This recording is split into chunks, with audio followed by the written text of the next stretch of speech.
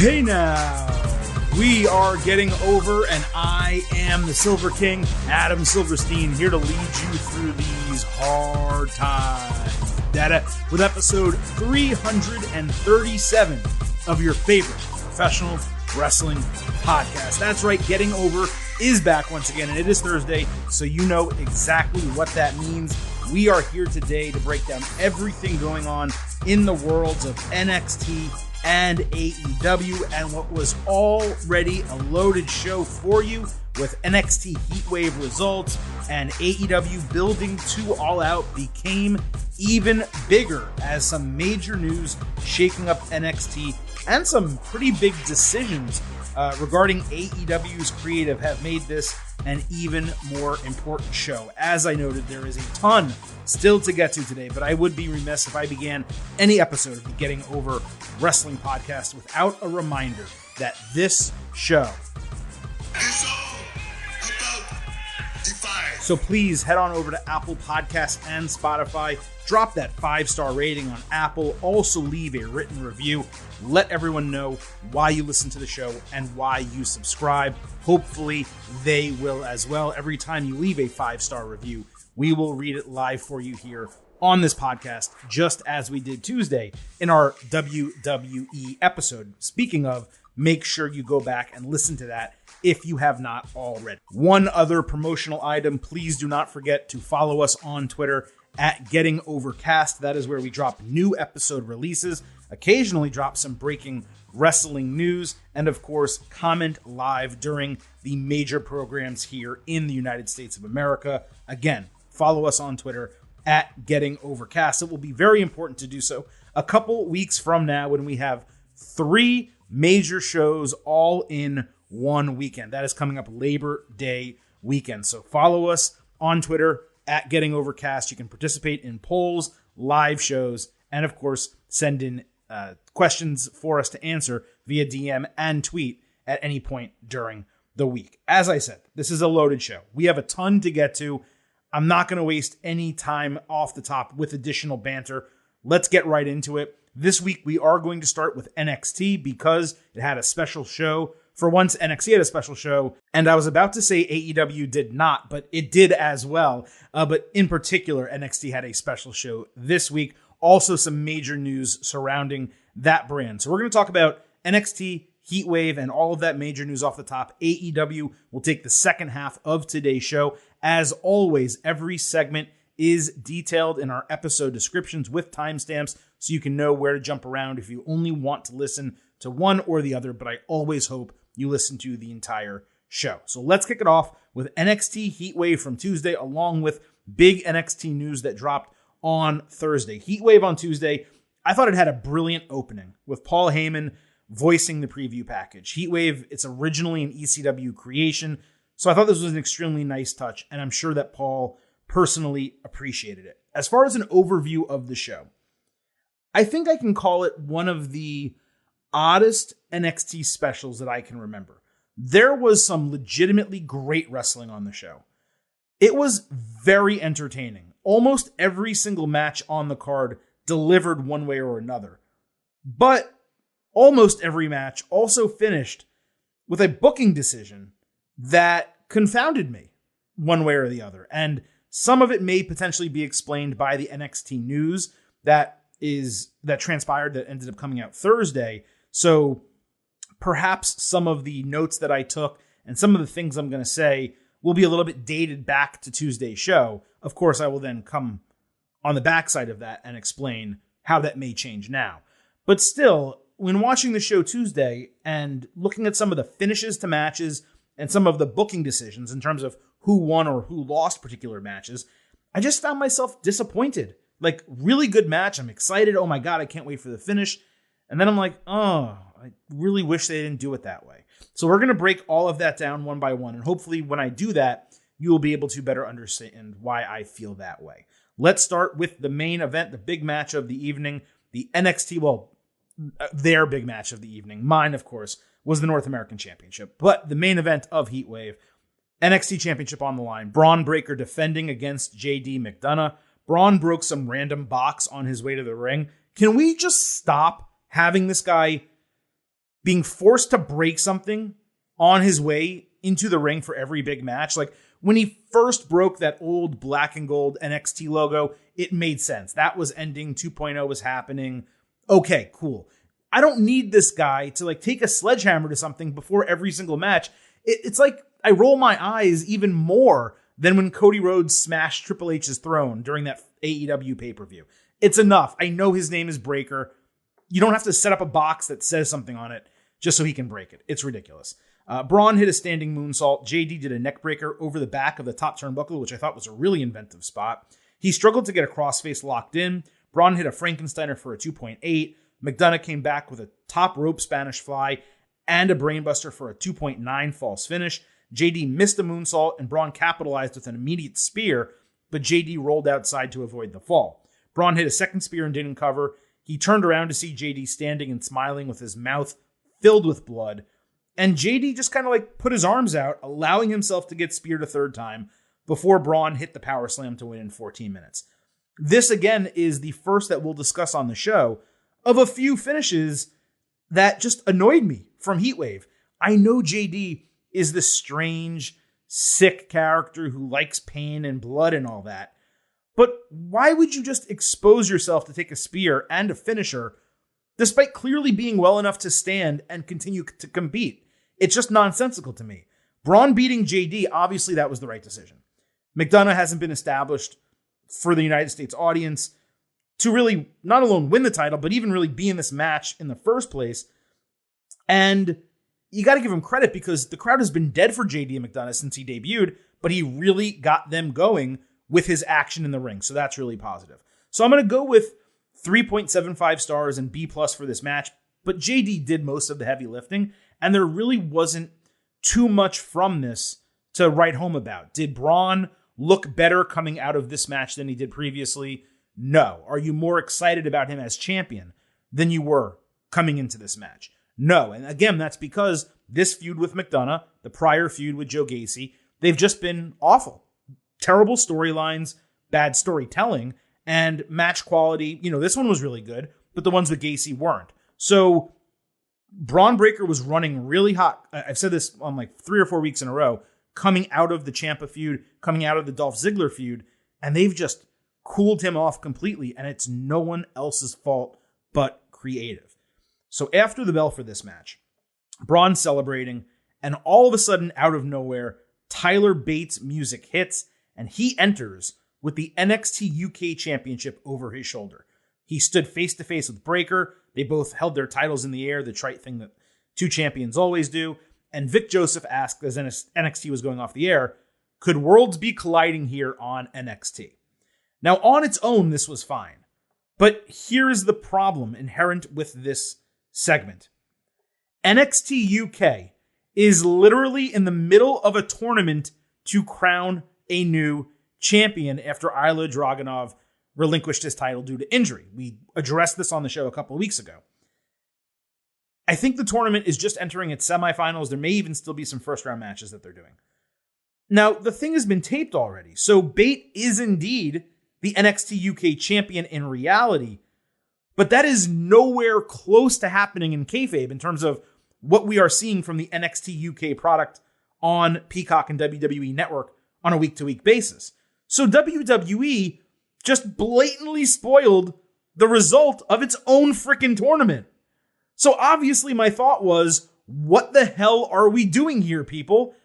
Now there's some information coming in a moment that will clarify this. Hold on. And there was the obvious Worlds Collide mentioned by Joseph, which pointed to a special that would have made sense to come after Clash at the Castle. Obviously, they're going to be featuring UK superstars. They have a UK show coming up. So why would you not do it the day after? And that's exactly what happened, because WWE on Thursday, right before we taped the show, announced that there will be a Worlds Collide show on Sunday, September 4th at 4 p.m. Eastern, the same day as AEW's All Out, but obviously ending before that show even begins. This backs up right against Clash at the Castle, as I just mentioned, where they're going to have a captive United Kingdom and European audience. So it makes sense from a scheduling standpoint to have that show be able to promote Worlds Collide and hopefully get a lot of people watching it and interested in NXT. I do not look at this, just because it's the same day as All Out, I do not look at it as a competitive move.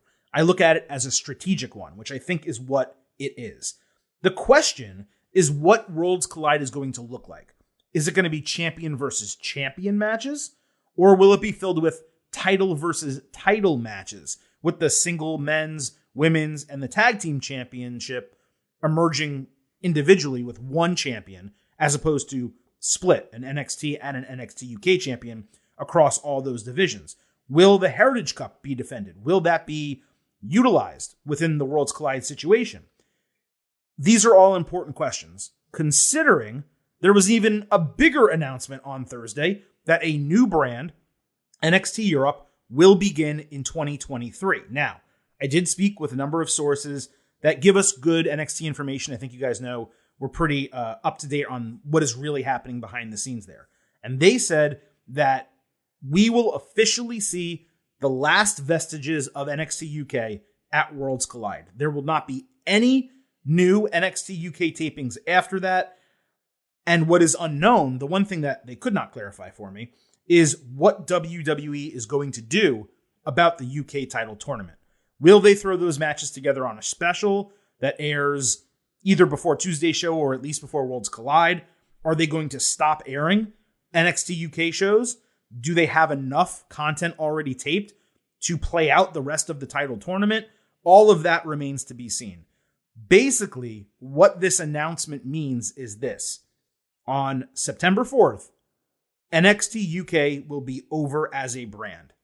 And given NXT Europe is not going to launch until 2023, for at least 4 months, possibly longer depending on that launch date, NXT UK talent will be featured on the US show and nowhere else. I mean, I know some of them have independent deals over in Europe that they can still do, but in terms of WWE, they will be on NXT in the United States. NXT UK is over. Now, in terms of my take on this move, it's a good decision. It always made sense to do NXT brands regionally by continent more than anything else, rather than locally. So Europe, Asia, Latin America, rather than United Kingdom, Japan, Mexico. And NXT UK, as it is, as the roster currently stands, there's already a ton of European talent on there beyond the United Kingdom. Not to mention wrestlers from Australia, New Zealand, and Japan. They will probably do live shows in numerous different countries and tape for TV at those shows.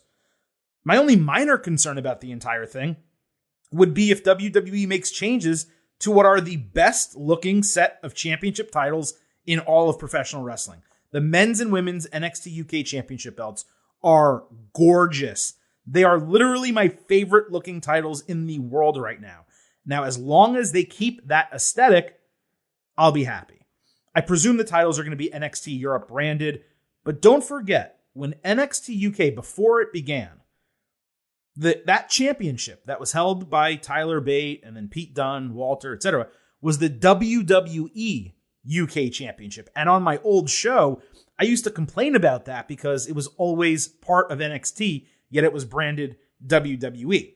Shawn Michaels, by the way, also on Thursday, was promoted to a vice president position within WWE. So given Shawn will be overseeing this to some degree, obviously Triple H will as well, it could be pretty cool to see the old WWE European Championship return.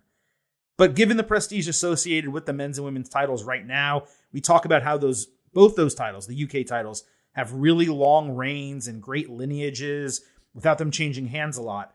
I would really prefer them to remain separate through Worlds Collide and not be merged with the US titles at any point, eventually just transitioning into NXT Europe titles at the end of the day. Though I will say, and a minor spoiler alert, because we're going to talk about it in a moment, the idea of Meiko Satomura destroying Mandy Rose and holding both the NXT and NXT UK women's titles, that would pop me in a major way. Now, there's plenty to break down about this move. It just happened right before we tape today.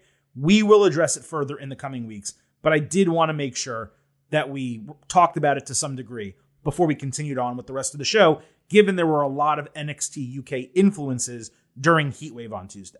So let's go ahead and continue with the NXT Heatwave results. We had the women's championship match I kind of just alluded to.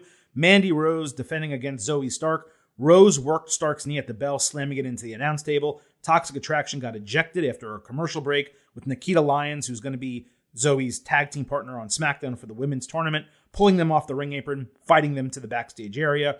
Rose had a nice flipping move to take Stark down. Zoe came back with her flipping go-to-sleep finisher, but she was unable to capitalize because she connected with the injured knee and sold it. Mandy rolled outside. She slammed Zoe's knee on the middle rope and attacked it further with it stuck between the middle and the bottom rope. Rose then unbuckled Stark's knee brace and missed on her pumped knee finisher.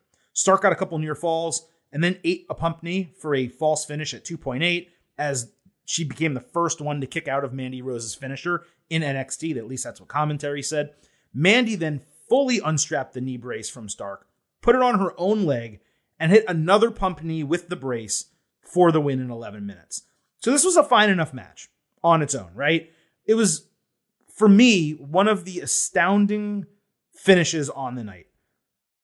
As far as I'm concerned, as a person who has watched wrestling for decades, Mandy Rose cheated in clear view of the referee. She literally used a weapon. If you are an individual that has a knee brace, an arm brace, a cast, whatever the case might be, if you have something like that on your person and you hit a knee or a forearm or whatever the case, it's legal because it's been approved in kayfabe to be part of your wrestling attire, and the referee accepts it as such before the bell. However, if you were to remove your own knee brace and hit someone in the head with it, or if someone else is to take off that for you and put it on their body and use it, that is now a weapon. It is not legal when it's removed and put in someone else's hands like that. So the finish was blatant cheating, as far as I'm concerned, in clear view of the referee. I saw other people call it extremely smart, and they haven't really seen something like that. And I think there's a reason you haven't seen something like that, because, in my opinion at least, it's supposed to be illegal. So on its own, that finish bothered me. But even worse, why the fuck are we still being subjected to Mandy Rose as the NXT Women's Champion? It made no sense to keep the title on her here. Her partners, Toxic Attraction, they already lost the tag team titles.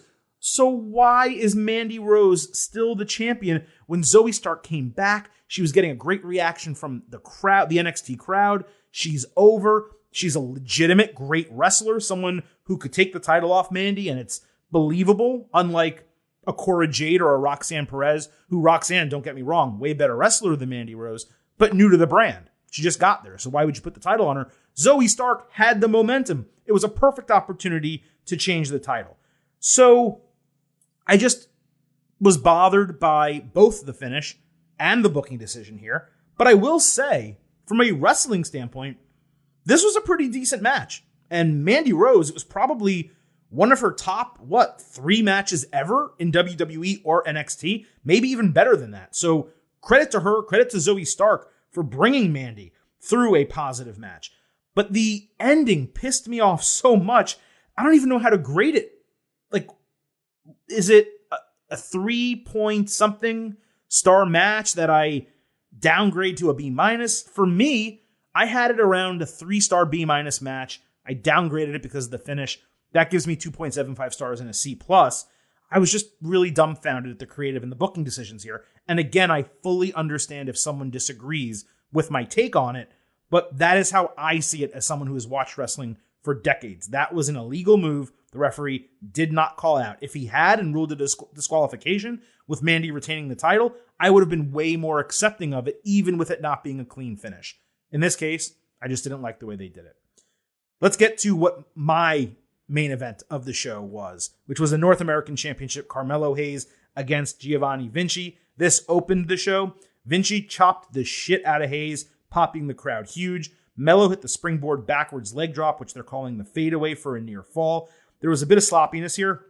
After that, Vinci hit a brainbuster for a 2.5. Mello countered a powerbomb into a really innovative twisting cutter for a near fall. Vinci then did a sick Escalera crossbody onto Mello and Trick Williams outside, 2 holy shit chants that were bleeped.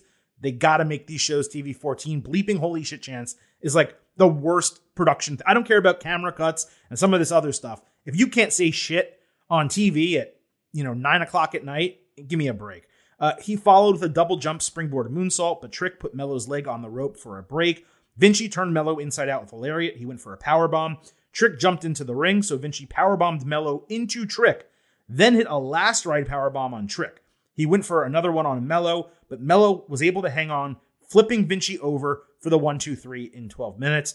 This was the definition of a banger. You could not ask for more action and excitement given the time that we got. The only thing you could really want is more time.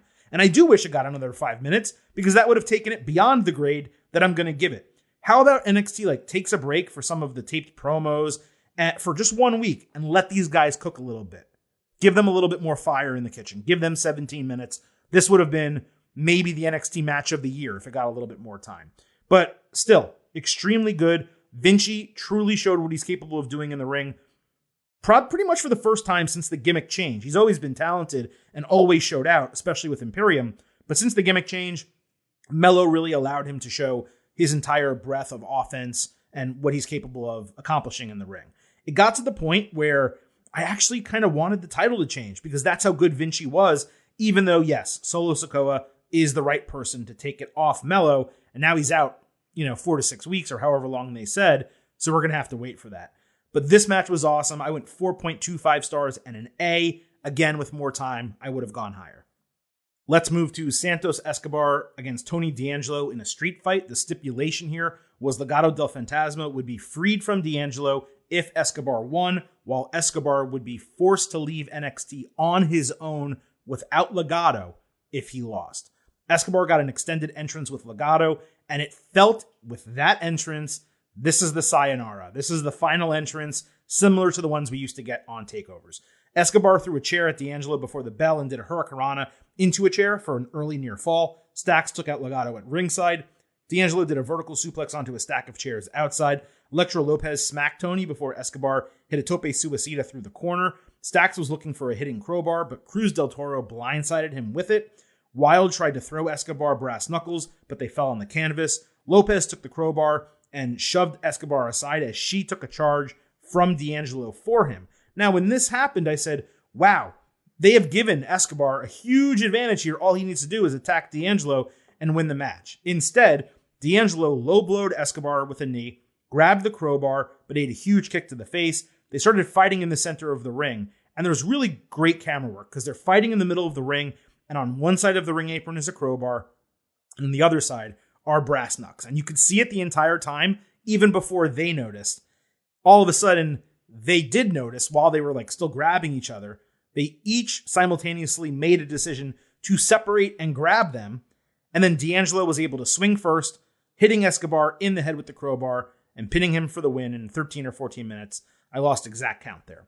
The crowd loudly chanted Legado after the match all the way through to the next backstage segment, which had nothing to do with them. You could hear the crowd chanting Legado the entire time. Now, I saw a lot of people upset at the finish, but I thought it was extremely inventive from a creative standpoint. Remember, this was a street fight. It's a cartel versus a mafia match, right? This isn't a technical wrestling showcase. Weapons and BS and all that, that is what you should be expecting from a match like this. Having the guy who got the longer weapon, the crowbar, as opposed to a brass knuckles, which you would have to throw a punch to do it, so he has a longer reach. Having a guy with that crowbar win what was basically a shootout in the finish is the right move. That is the person where if you're booking that finish, that is the person that has to come out on top. I thought it was a really good street fight that elicited great crowd energy. For me, there was a little bit too much interference, so I wanted more wrestling despite the fact that I liked it very much. So I went 3.75 stars and a B+. I know some people just freaking loved this match. I really very much liked it, didn't love it. But my problems were twofold, even though I liked the creativity of the finish here. First, Legado had a 4-on-2 advantage and lost. This includes Stacks being hit over the head with a crowbar. And they didn't take any offense to that degree, yet they still weren't able to help in the finish. That was a problem for me. Second, Escobar is now clearly getting called up to the main roster without Legado. How anyone in creative for WWE, and I'm speaking to Triple H here, who hired all these guys, how anyone could watch NXT, see the insane crowd reaction that Legado gets as a faction every single time they are on TV, and then only call up Escobar, that is insane to me. Even if Lopez isn't ready, you can leave her there or just make her a manager. Del Toro and Wilde would be a great tag team on the main roster. They should have been up on the main roster 1 or 2 years ago. They are a true tag team. They work together. Almost everything they do is in sync. They are perfect henchmen, if you want to call them that, for Santos Escobar, who's a great frontman for a faction. It just doesn't make sense. I don't get it. I'm extremely happy for Santos Escobar. We've been talking about him on this show since he debuted in that Cruiserweight Championship tournament as El Hijo del Fantasma. We've been talking about how great he is and how he could truly be WWE's next major Mexican star on the main roster. All of that is accurate. But what helps a guy like that get over, beyond just being a good wrestler, is having support behind him. And Legado del Fantasma is that support. So I don't get this at all. I don't understand it. I don't even get what the plan is for the people who are now stuck in NXT. What the hell are Del Toro and Wilde and Lopez going to do? Are they literally going to stay with the D'Angelo family and that's what they're going to do? That doesn't make sense either. So I'm happy for Escobar. I liked the creative finish to the match, but in terms of the booking, I don't get it. And maybe it will all become clear soon. Maybe Escobar gets up there, and then for the draft, Legado gets drafted up, and they all come together anyway. And they just did it this way, really, more than anything else, to make Tony D'Angelo look strong. I suppose that all of this complaining of mine could become moot in short order. But in terms of Tuesday night, it was confounding. Roxanne Perez fought Cora Jade. Roxy cut a promo basically saying their friendship dissolving was an unfortunate situation, but it wouldn't stop her from beating her former best friend. Perez ran down and attacked Jade at the bell, hitting a tope suicida right off the bat. She was wearing, it was odd, what looked like NXT 2.0 referee gear. It was like black and white stripes with splashes of color from NXT 2.0. I don't know why she would wear that as ring gear when there's a referee in the ring. If she was a guest referee, it would have made sense, but I digress. Roxy had a nice run with a Russian leg sweep for a near fall. Perez missed pop rocks. Jade came back with a pumped knee on the ropes and a twisting facebuster for a near fall. Cora tried to use her weapon, but Roxy stole it. She decided then to drop the weapon. She was thinking about using it. She decided to drop it in the ring, which opened the door for Jade to hit a double underhook DDT onto the weapon for the win in 11 minutes. Now, this was a perfectly fine match with an absolutely absurd finish from a creative standpoint. And no, not because of the weapon. Roxy dropped it on the canvas, and Cora didn't touch it before the DDT, so technically she did not use it as an illegal object, but rather something around the ring that factors in. We have seen this happen before with championships. A championship winds up on the canvas, someone does a move onto it, the referee doesn't really have a choice because they didn't purposely use it as an illegal object, it was just there, so the match continues. Same thing with steel steps, the announce table, all that. So I didn't care about that part. The problem was the referee in kayfabe didn't remove it from the ring, and Cora, after the bell, put it on Roxy's face as part of a cover. So she did use the weapon, technically not to hurt her, but to kind of keep her head to the canvas, which is illegal. You can't be doing that. And the referee saw that clear as day. The other issue is Roxanne Perez looked like an absolute moron by dropping the stick in the center of the ring and turning her back to her opponent. There is nothing worse in wrestling than a dumb babyface, even if it's a 19-year-old neophyte. So I thought the finish was idiotic, the way they constructed it, and I went 2.5 stars C overall for the match.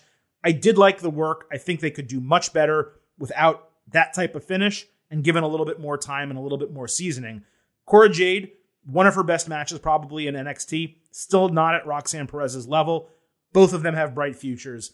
I just really didn't like what we got here.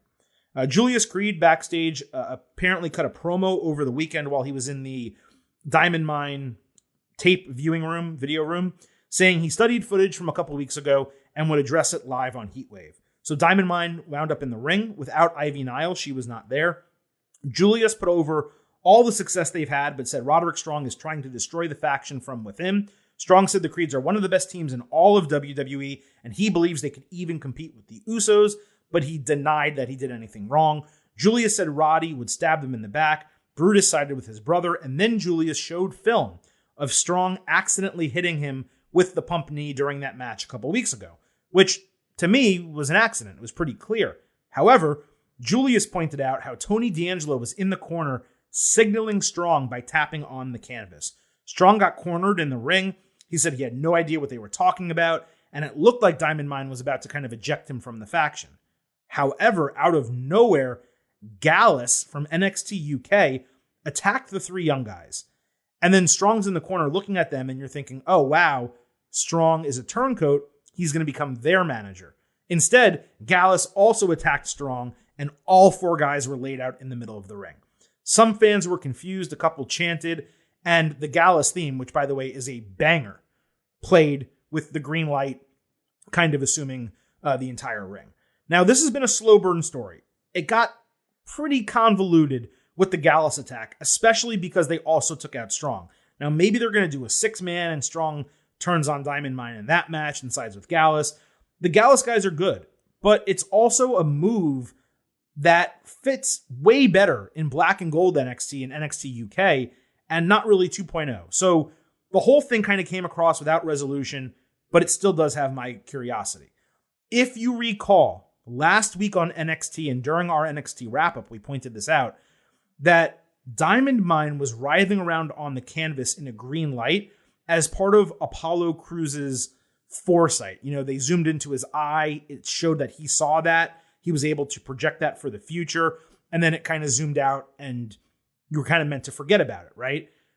So clearly, Crews saw this coming, and Crews was working with the Diamond Mine guys. He was watching film with them, but he never gave them a heads up about it or anything like that. So that whole thing is extremely curious. And by the way, that Apollo Crews gimmick, I don't even know what kind of legs it has. Where do you take someone who has visions of the future like that? It's just very odd for a guy who probably didn't need that to get over to now have that gimmick. Although this version of it is better than the one where he was in the coffee shop and saw someone harassing a waitress, and we're not going to go over that again. So anyway, that happened. Briggs and Jensen later were cutting a promo when Gallus interrupted, stating that they wanted the NXT UK tag team titles back, and they issued a challenge. They agreed to fight next week as security kept them separated. That was fine. Briggs and Jensen as NXT UK champions. It has never made sense from the jump, so we'll get that match next week, and I hope Gallus just wins the titles. Grayson Waller said Apollo Crews is selfish and trying to take over NXT. He said next week is the debut of the Grayson Waller Effect talk show with Crews as his first invited guest. He also insulted the interviewer a few times. Now, giving Waller a talk show, it's a pretty smart move because the guy does command the mic really well, but it is strange that this guy has not been a factor in the ring recently. Indy Hartwell was chatting up Caden Carter and Casey Catanzaro backstage. Katana Chance backstage, congratulating them on winning the titles. When a messenger came up with a letter, Indy opened it to reveal a drawing from Dexter Loomis, and she swooned over it. Suddenly, Blair Davenport, the former Bea Priestley, she grabbed it from her and ripped it in half, saying she was going after the women's championship. Davenport, great addition from NXT UK, but the last time I saw her over there, she was contending for the NXT UK women's title, trying to become the number one contender. So, again, with everything that's happening, I don't know what this means. The Loomis reference popped me. It was smart. And given we now have Loomis back, and he's reconnecting with Indy, and there's rumors of Johnny Gargano maybe being signed to the WWE main roster, and Vince McMahon is gone, which means Theory doesn't have any direction. It sure seems like there's at least a possibility that the Way is something that could go down on the main roster. And of course, as one of the biggest Way fans that has ever existed, that would pop me massively. Tiffany Stratton said she's done with Wendy Chu, while Chu said she's tired of dealing with Stratton. They agreed to do a lights out match next week, which is basically a street fight without the bright lights of NXT. They're going to be dimmed. That could be an improvement, given the NXT set makes me nauseous on occasion. This was probably Stratton's best promo yet. Chu was better than her here too. So both of them really good on the mic. I like both of them. I wasn't really excited for a rematch at first. Now I am. I think the gimmick is a really smart move. Mr. Stone put over Von Wagner for surviving the Falls Count Anywhere match, while Solo Sikoa won, but is now injured and on the shelf. Wagner said anyone smaller or weaker will not survive him. The pairing with Stone, it's worked, as far as I'm concerned, but I would rather Stone do 95 or 100% of the talking as opposed to 50%. Wagner should speak as little as possible. And lastly here, Quincy Elliott, wearing a Bratz shirt, said he's bringing all this to NXT. He said he's never struggled being different because he owns it and is it. He said, unlike other superstars, he is the super diva. And I think this guy's been on NXT Level Up for a few matches. I haven't seen him yet. This was fine as a first promo. Seems confident. Apparently his entrance for NXT Level Up, he comes out riding a scooter and rides around the ring and the fans love it. So I presume whenever he does have his debut match, he'll get a nice pop from the crowd, which hopefully will get him over with fans on TV. So that is the wrap up from NXT. As I said, a lot happened this week. We had a ton to talk about. And really, there's a lot of questions still to be answered. What's going to happen with Worlds Collide? What's going to happen with the NXT UK Championships? All of them. The Heritage Cup. We don't have these answers. I do assume next week on NXT Tuesday night, we will get a lot of the answers. So with that, let's move over to this past week in AEW, where there are no shortage of things to discuss. Big news, big match bookings. Let's get right to it. We're going to break down Dynamite and Rampage together by storyline as always. On Dynamite, CM Punk opened the show by challenging Hangman Adam Page to a rematch. Commentary asked whether Punk was even cleared and whether Page was even there. He didn't answer the challenge, so Punk called it coward shit instead of cowboy shit and said his apology needed to be as strong as his offense. Punk said he's the real champion and Jon Moxley has always been the number 2. Not only that, he was the third best guy in his own group, referring to the Shield, and even now, referring to the Blackpool Combat Club. Punk said Eddie Kingston is the third best Eddie and second best Kingston he's ever fought. Punk said he's looking forward to testing himself against Mox, but noted he won't be the first John he's beat for a title in Chicago, and he's not better than that John either, obviously, in both cases, referring to Cena. Mox's music hit, but Punk kept talking and acting up in the ring, considering how long it takes for Moxley to get to the ring. Mox mocked Punk's pipe bomb, said his body can't cash his mouth's checks, and that he's not the best in the world. He's rarely the best wrestler in catering. Mox said their belts don't mean shit until they fight. He said he's the heart and soul of AEW. Punk said that's fine. He's the dollars and cents. Mox said Punk only came to AEW because he ran out of money, and then he got in his face. Punk said he's afraid to touch Mox because he'll just start bleeding. Then they started hockey fighting when 6 relatively unimpressive local security guys ran into the ring and pretty easily separated them. About 40 minutes later, Mox attacked Tony Nese as he was making a ring entrance, stormed to the ring, and demanded Punk come out to fight. This time, a dozen people, including Claudio Castagnoli and Wheeler Yuta, they all stopped the brawl before it started. This was far more believable of a breakup than the first one. So we're going to break this down in parts here. The opening segment was outstanding until the spot with the security kind of ended it with a whimper. The crowd was unsure of how to react to the vast majority of Punk's promo because they love him, but he was also shitting on a lot of their favorites. I thought he killed it. Punk had some iffy promos over that last stretch of time he was on TV, but this one was pitch perfect in every way. He intrigued with the Hangman line, but it also did make Page look pretty awful, both inside and outside of kayfabe. Calling him out that way, knowing he wasn't coming down to the ring, was a bad look both ways. Clearly, Punk planned this promo, given all of the parallels with the names and the numbers and all that, and that means he planned to do this also. Now, whether that was part of accepted storyline or not from Tony Khan, that remains to be seen. But it did make Page look bad, like I said, in kayfabe and reality. Now, AEW can save this if it wasn't planned by setting up a feud either after All Out, and they could do that whether Punk is champion or not, unless it was completely done with their knowledge, which it just didn't seem to be the case given everyone's reaction afterward. Dave Meltzer, Wrestling Observer, Mike Johnson, PW Insider, both of them have reported that no one knew Punk was going to say those things about Hangman, and that was not part of the plan. Whether that's true or not, I don't know. AEW does like blurring the reality and kayfabe lines, but it did seem out of left field in the moment. Now, again, Punk is one of the best in the world on the mic, so that could just be him, delivering the promo in that particular way to make it seem like it was real. But this does bring up certainly questions about, if it wasn't planned, whether Punk should have complete freedom on the mic like AEW clearly gives him. Anyway, the lines about Mox were not only fun, but balls on accurate. Adding the Kingston and Cena stuff on top of that was great. It's a situation where the veiled WWE references are appropriate because you're referring to stuff that has happened in wrestling history. It is not a way of demeaning the competition or throwing shade at what a person did previously. They're just saying, hey, we used to work together and all of these things are applicable to our current storyline. And by the way, Mox being the third best member of the Shield, it's continuity from a promo in 2013 that I actually tweeted. So go to our profile on Twitter at GettingOvercast, watch that promo, and that will fill this in for you. Punk, I thought, constructed and executed this extremely well. Mox's retorts were really good also, especially the running out of money line. He just kind of lacked as much of a strong belief behind his words as Punk did. My only other issue besides the end of the segment was the overuse of the word shit. I like that they can say it, but you don't need to say it a dozen times in a single promo segment. You can say it twice or three times and let it go. It felt like every other word coming out of these guys' mouths was shit. It was overdone. You don't need to do it. Anyway, it was an extremely hot start to Dynamite overall. And like I said, the vast majority of this was great. Now, before the main event, AEW announced that the CM Punk Jon Moxley title unification match will not be held at All Out, but rather next week on Dynamite from Cleveland. This is obviously a surprise, and it leads me to believe this is going to be a rare occasion where we don't get a legitimate finish to the match.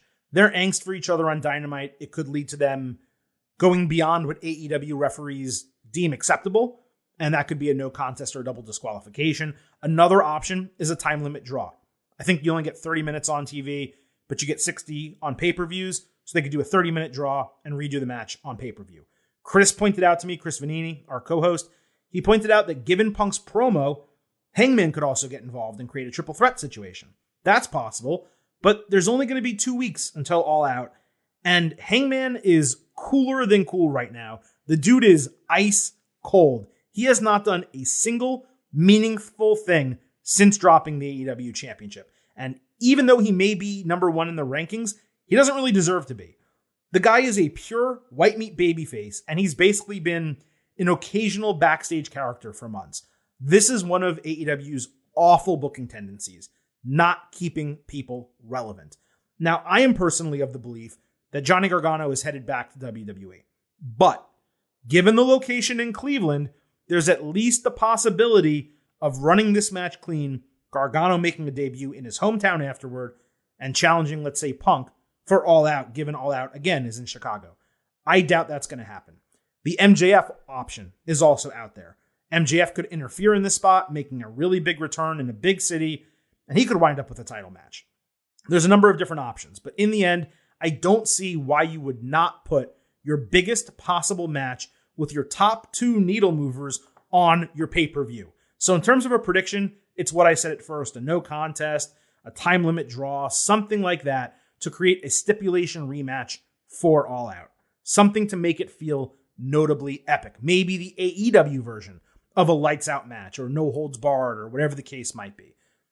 First blood could be another option, although Mox would probably accidentally bleed 30 seconds into the match, even if he didn't bleed. My point is, I think this match is going to happen twice. Let's not forget, I think the last time there was All Out, we had Kenny Omega and Christian Cage for the Impact title, and then Kenny Omega and Christian Cage again for the AEW title at the pay-per-view. So there is precedent to that. On Dynamite, the Young Bucks and a mystery partner fought Andrade El Idolo, Roosh, and Dragon Lee in the Trios tournament. The mystery partner was purposely not a well-kept secret, and it was indeed Kenny Omega making his return after nearly 250 days away from the ring. He got the long announcement from Justin Roberts, and he was back with Don Callis and Michael Nakazawa. It was notable to me that Omega wore a black dry-fit shirt with an athletic shoulder strap.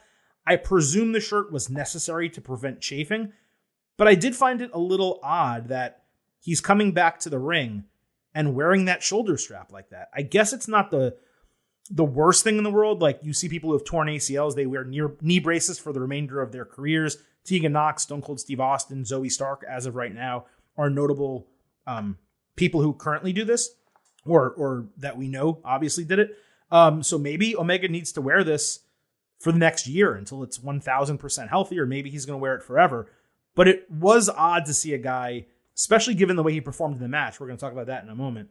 A guy who is like, when you see Kenny Omega, Kazuchika Okada, Bryan Danielson, you're like, these are the best wrestlers in the world. They're going to be perfect. They should look the way they always look. So to see him look different, it kind of, to me at least, as a viewer, was notable. Now, Omega did botch early in the match, and it was interesting because I wasn't sure whether it was purposeful to show ring rust to the crowd or because he literally had ring rust. Omega is not someone who is ever less than perfect. You know what I mean? So to me, it kind of blurred the line between fantasy and reality, kayfabe and reality. Does this guy actually have ring rust, or is he just trying to show that for storytelling reasons?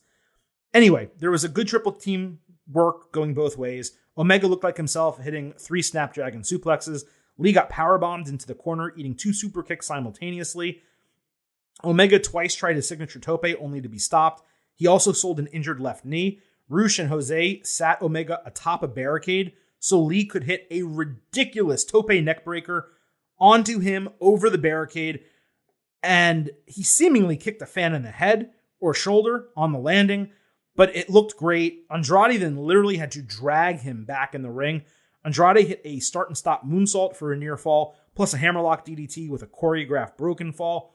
Omega hit a pump knee and V-trigger on Lee, who acted knocked out cold. The Bucks then stopped Andrade and Rush as Omega hit kind of an awkward one-winged angel for the win. Omega gripped Lee's hand after the Belly hugged him on the canvas. When the Elite left, Andrade hit Lee with a hammerlock DDT, and Dynamite cut off before we could get a second to understand it. His mask, by the way, Dragon Lee, came off when Andrade hit the hammerlock DDT. So off the top, it's great that Omega is back. He's one of the best wrestlers in the world. AEW is better when he's part of the product. He raises the rent every single time. But this was kind of an inauspicious return. Like, if this was all kayfabe in terms of ring rust, lack of fitness and such, then Omega did an incredible job working my ass. But it did seem like he wasn't completely ready to be back in the ring. It was similar to how Seth Rollins looked when he came back from that serious knee injury a few years ago. It took him a while to get back to being his normal self, and Kenny Omega had way more than one thing repaired on his body. I assume this is the same deal with Omega. It's not really his fault. It's not AEW's fault either, because they held off this trios tournament until he was healthy, until he was cleared to participate. But it was absolutely noticeable that Omega was not his normal self. Now, because so much of this match was about Omega, and because he was unable to be the Omega that we expected, the match itself did suffer a little bit. There were some fun spots. These 6, though, should be able to do better altogether. The tope over the barricade, it was insane from an execution standpoint, but it was also absurd to put fans at risk like that, even though the wrestlers did pull up the barricade to create space. How about just do a different move? And the post-match attack, it made sense because Lee took the fall. He also shook the Young Bucks' hands before the match, but it also came out of nowhere with no lead up whatsoever, at least none that I know about. So I'm going to go ahead and say like 3.5 stars B for the match. Good, entertaining, not great by any means. On Rampage, Bryan Danielson opened the show saying he will never willfully stop wrestling, and Daniel Garcia certainly won't be the one to end his career. Garcia said Danielson is his hero, but that won't stop him from ending his career, making Garcia the Dragon Slayer and the greatest technical sports entertainer. Bryan said the sports entertainment bullshit pisses him off, and Garcia can follow him to be the best technical wrestler or stay in the lane he's in. It was a really good promo segment. It sounded to me like it was really obvious, and it transpired on Wednesday, but the storyline might be Danielson beating Garcia and convincing him to leave the Jericho Appreciation Society for the Blackpool Combat Club. And on Friday when I saw that, I was like, wow, that's a really smart angle. I would love to see it. So we moved to Wednesday. Danielson, Garcia, best 2 out of 3 falls. Ricky the Dragon Steamboat was the special guest timekeeper because of the HBO House of the Dragon promotion. Danielson ate a pile driver where it looked like his entire head was below Garcia's legs. Garcia then put him in a dragon sleeper and knocked him out cold for the first fall after 10 minutes. Bryan bladed during commercial. Garcia went for the dragon sleeper again, but Danielson kind of moved him over for a pinfall after 15 minutes total. I thought it was a very weak second fall. Bryan took Garcia off the ropes with a German suplex and hit a missile dropkick plus a tope suicida through the corner. Garcia then bladed as Danielson was selling a countout at ringside. After a third commercial, they countered submissions on the canvas. Danielson no-sold a corner dropkick before Garcia hit Bryan's own psycho knee for a near fall. Bryan stomped Garcia, so he reversed it and did the same. Danielson got him in a second label lock, delivering hammer elbows until Garcia was finally knocked out cold for the second and final fall for Danielson, third overall, after 26 minutes. Bryan extended his hand after the bell, but as Garcia went to shake it, Chris Jericho ran down from commentary to attack Bryan from behind. Garcia pushed Jericho off and slapped his hand out of his face as Jericho screamed at him and left the ring with fans chanting, "You're a wrestler." Backstage, Jericho said he wanted a face-to-face with Garcia to find out what side he's on. Steamboat said Garcia didn't need them, and Danielson would be a better mentor for Garcia. Now, I wanted to love this match, and it was definitely entertaining when it was on my full screen. 3 commercial breaks are going to impede any match, but especially so when they take up 45% of a match's entire time, and especially when you have that many commercial breaks during a match that has 3 different falls. I know AEW needed to make up commercial time after that opening promo segment went like 18 or 20 minutes. So I understood why this match had so many commercials, but it was the entirely wrong spot to do it. What they should have done is just done a different segment, gone to commercial, and then come back from that segment with the start of the match, only allowing 1 or 2 commercials to interrupt the entire thing. The wrestling was exceptional, but given all the starts and stops, plus the head trauma stuff, I can't really go higher than 4 stars and an A-. It should have been better. Separately, I completely disagree with the booking of allowing Garcia to get that first fall. Danielson should have won this 2-0, barely waking up from the sleeper, converting the first one, and then knocking out Garcia himself later. 2 falls instead of 3 would have made the match flow better, even with the commercials. And Garcia was already put over from beating Danielson once. He did not need to do it again. As far as what this means going forward, they're going to do the Jericho-Garcia face-to-face in the ring next week, but I wouldn't be surprised if the booking ends up being like the equivalent of Dominic on a pole, Chris Jericho against Bryan Danielson at All Out, with Daniel Garcia going to the winner, or being allowed to leave Jericho Appreciation Society for Blackpool Combat Club. Maybe they say something like he's under contract with him. I don't know exactly what they're going to do, but it does feel to me like that is the match they're setting up. Another option, of course, is Danielson and Garcia against 2 JAS members, so they could go that way. On Dynamite, Powerhouse Hobbs said the way Ricky Starks acted made it clear he was okay with losing. He said Starks hid behind his back while it was his job to ensure Starks didn't lose his title, but he even screwed that up. Hobbs said he was going to go after Starks, but not just him, the factory as well. Solid promo from a guy who really doesn't speak much, explained the turn really well. It really just should have come last week. Why did we wait 2 weeks for this when we could have already got this explanation?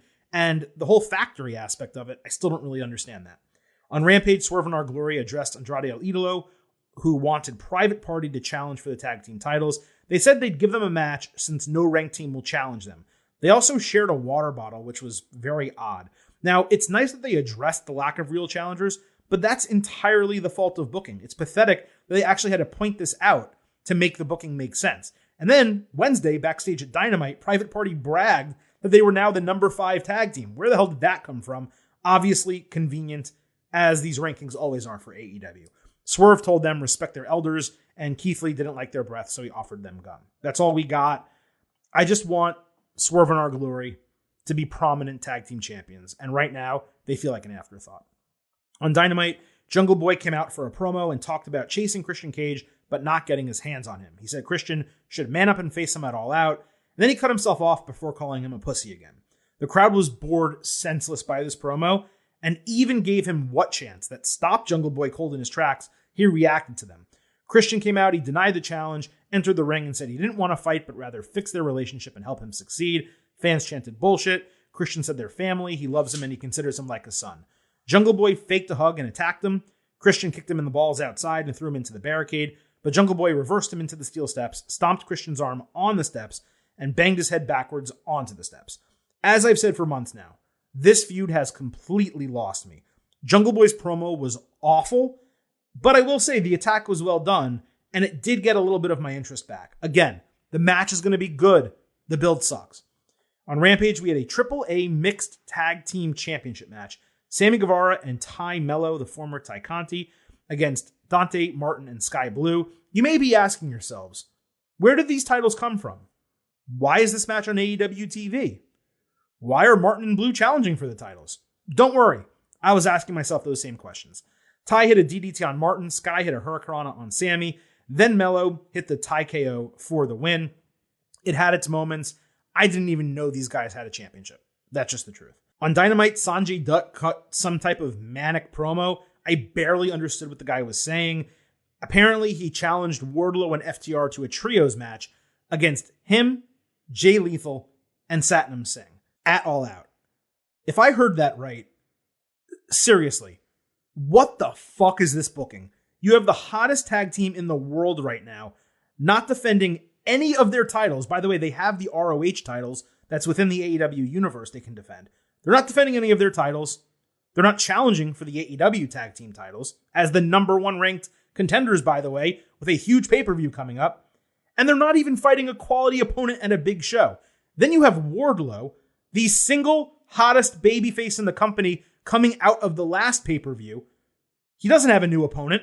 He's still not defending his TNT title against anyone new. These are three ultra hot baby faces who are instead in a 6-man match where two of their three opponents are Sanjay Dutt and Satnam Singh. Are they really doing this entire booking with FTR and Wardlow just so Wardlow can powerbomb Singh in a situation where Singh doesn't have to otherwise wrestle because he sucks in the ring? If you want to do this, do it on a go-home Dynamite or a go-home Rampage and let someone challenge for the titles at All Out. This is absolute trash booking. I don't even know how this is possible. 0.0. 0.0, Mr. Blutarski. I am pissed off. I'm pissed to the highest level of pistivity. I was really trying to get through the show quick and not use sound drops, but I did not have a choice. Awful, awful booking. On Dynamite, Tony Storm fought Kylan King. This match went to commercial a minute after the first bell. Storm hit the hip attack plus a tornado DDT and a pendulum DDT for the win. Thunder Rosa watched and clapped backstage, and their match, Rosa against Storm 2, was set for All Out. There was nothing to this match. I always like when a wrestler beats a low-card wrestler opponent without using their finisher, so I did like that. But this was the only women's segment on the entire show, and Storm fought a pay-per-appearance wrestler. Why won't AEW use its active women's roster? It just doesn't make sense. On Rampage, Parker Boudreaux fought Sonny Kiss. This was Sonny's first TV match in 2 years. No exaggeration. Parker hit a chokeslam and a lifted Uranagi slam for the win in a squash. Sonny has now had 1 minute and 26 seconds of TV time across their last 2 matches. On Rampage, Orange Cassidy fought Ari Daivari. Daivari kept trying to get Orange to join the Trustbusters. He countered an Orange punch into a Uranagi for a near fall. Orange hit a tornado DDT and then a diving DDT for a near fall. Orange hit a tope suicida into the Trustbusters at ringside and some flip slam out of the corner for another near fall. Finally, he hit the Orange punch for the win. Some good wrestling in this one. Slim J, whoever the hell that is, attacked after the bell. He got thrown outside. Parker then leveled best friends and splashed them in the corners. Orange stood across from him. When Sonny ran down, teased helping Orange and instead low-blowed him before Parker hit the same Uranagi-style slam again. So Sonny is now part of the Trustbusters, a faction that belongs on AEW Dark, but is being featured all over Rampage for some reason. They basically took this thing, they put it together to get a trio, presumably for the Trios tournament, when they had all this other talent on the roster that they decided not to use. Was any of this good? The match was entertaining, the second one. Other than that, I just could not care less about it.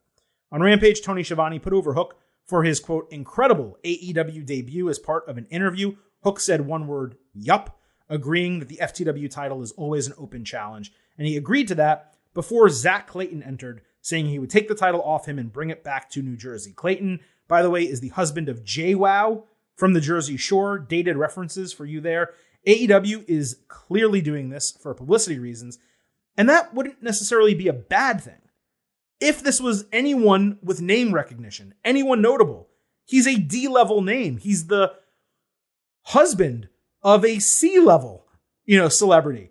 AEW doesn't have time for its actual signed performers, but they're giving this guy, even though it's unsanctioned, a title match on live TV or on TV. What the hell is going on with their booking right now? On a positive note, Zach was actually really solid on the mic, and that legitimately surprised me that this guy could cut a promo given he barely speaks on Jersey Shore. I actually still watch that show because it's dumb TV that you can watch while you're working late at night. But the guy never speaks and he never says anything legitimate on Jersey Shore, yet here he is with a mic cutting a very good promo against Hook. Also, how the hell has Hook's debut been incredible? Is he completely over with the crowd? Yes, he is. No one is questioning that, but that's all like organic within AEW. He's a marginal wrestler right now. Almost all of his matches are exceptionally short. He had one that was pretty decent. Look, I like the guy a lot. I actually like Hook. I like the gimmick, the presentation, all of it. Would I describe him as incredible? No, I would not do that. And lastly, we have the Gun Club storyline on Rampage. Gun Club against Beardhausen. Eric Redbeard teamed with Danhausen again. Someone unsigned on AEW TV instead of actual wrestlers in the company. Billy Gunn pulled down the top rope as they attempted a finisher. Danhausen ate a famouser in the finish. Billy admonished his sons for not doing a good enough job in the match. He said he missed the Acclaimed, but they could prove themselves with a match on Wednesday. Then Stokely Hathaway tried but failed to hand them a business card out of the crowd. So on Dynamite, that match was Gun Club against the Varsity Blondes. Colt and Gunn immediately hit the Colt 45 for a squash win in like 30 seconds maybe. Billy got a mic. He said, "That's what I wanted. I'm super proud of you guys." They all hugged. At that moment, Stoke came out to the stage. The club attacked their father with Billy taking a bump on a thrown punch that completely missed him. It hit air and the guy fell down. The Acclaimed then made the save. They scissored Billy and hugged him. It would be nice to get some clarity on what Stoke is doing because the way this group is being constructed is really strange. He's adding a bunch of random male wrestlers. He already has Jade Cargill and the Baddies. He's not speaking for any of them. So, again, the best thing about Stokely Hathaway is his promo ability and his ability to sell matches. And they just have him adding a bunch of people to the stable without any follow-up on any of them. Ethan Page, for example, he signed and what's happening now? He hasn't had a match, he hasn't spoken, nothing's happened. So they're just adding people, adding people, and nothing's developing out of it. Now, I'm sure they will obviously show us what it's meant to be, but it just seems like this never-ending thing with random people joining him, none of them notably exciting, and what is the end result? If this guy has 8 men and 4 women under his brand, let's say, what's the benefit of that? What is the point of that faction? Again, maybe we'll find out. Right now, it's just confusing. I did pop a little bit for the scissoring. I can't believe I just said that. But also squashing the Varsity Blondes. Doing it that way felt unnecessary. Why not have a 4-minute match and let them win? Again, these are people on your roster. Treat them better than you would treat the people who aren't on your roster that get to go and have 9-10-minute matches and contend for titles. It's just very odd booking as far as I'm concerned. So that is really it from AEW. Like I said, a newsworthy show. NXT, AEW, we went over a lot of questions left unanswered that hopefully will be filled in across the coming weeks on both brands. And now we look ahead, right? AEW All Out is coming September 4th in the evening. NXT Worlds Collide Sunday afternoon in the United States, 4 p.m. right before that. So both shows, or right now both brands, I should say, building 2 big shows, obviously All Out, bigger than Worlds Collide, but Worlds Collide could certainly make a significant impact on what is going to go forward in terms of NXT and really a lot of the NXT UK wrestlers and performers. So we obviously will be talking more about both of those things in the coming weeks right here on the Getting Over Wrestling podcast. As far as today's show, that's it. This show is in the books. So allow me to remind you that the Getting Over Wrestling podcast is all about Defy. Be sure to head on over to Apple Podcasts and Spotify. Leave a 5-star rating on Apple. Also leave a written review. Let everyone know why you listen to the show and why you subscribe. Also, please do not forget to follow us on Twitter at GettingOverCast. That is it for today. We will be back next week, same bat time, same bat channel with your next NXT and AEW episode. And of course, between now and then, our next WWE episode coming on Tuesday. Thank you all for listening. The Silver King is now signing off, leaving you with just 3 final words. Bye for now.